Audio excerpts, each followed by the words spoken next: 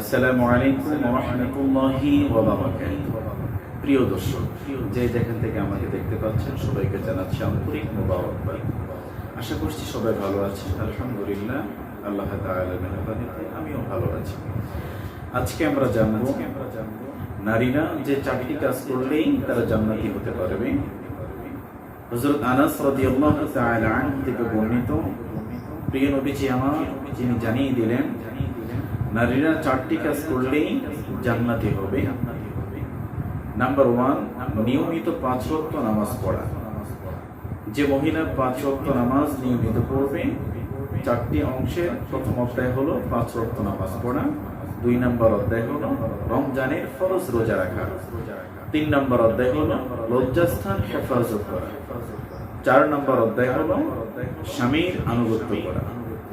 স্বামীর আনুগত্য অর্থ হলো যে মেনে নেয়া, মান্য করা, মেনে চলা, অর্থাৎ স্বামীর কমান্ড মেনে চলা।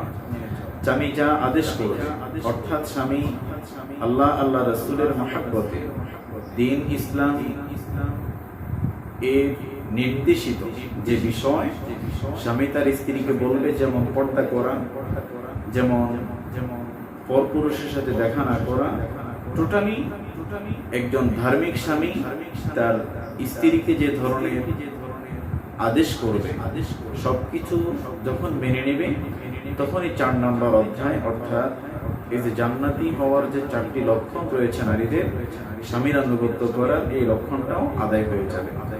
আল্লাহ তাআলা আমাদেরকে মেনে চলার তৌফিক দান করুক। এটা শুনলাম আমরা আবু নুআইম শরীফ থেকে।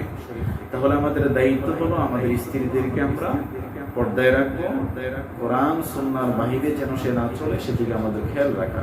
তাহলে 4টি কারণে নারীরা জান্নাতি হবে। নাম্বার 1, নিয়মিত 5 ওয়াক্ত নামাজ পড়া, 2 নম্বর রমজানে রোজা রাখা, 3 নম্বর লজ্জাস্থানে হেফাজত করা, 4 নম্বর স্বামীর আনুগত্য করা। আল্লাহ তাআলা আমাদেরকে মেনে চলার তৌফিক দান করুন। পরিবারে ইসলাম এবং আল্লাহ রাসূলের সকল নির্দেশনাবলী আমরা যেন গ্রহণ করে নিতে পারি। আল্লাহ তাআলা আমাদেরকে তৌফিক দান করেন। আল্লাহ হাফেজ। আসসালামু আলাইকুম ওয়া রাহমাতুল্লাহি ওয়া বারাকাতুহু।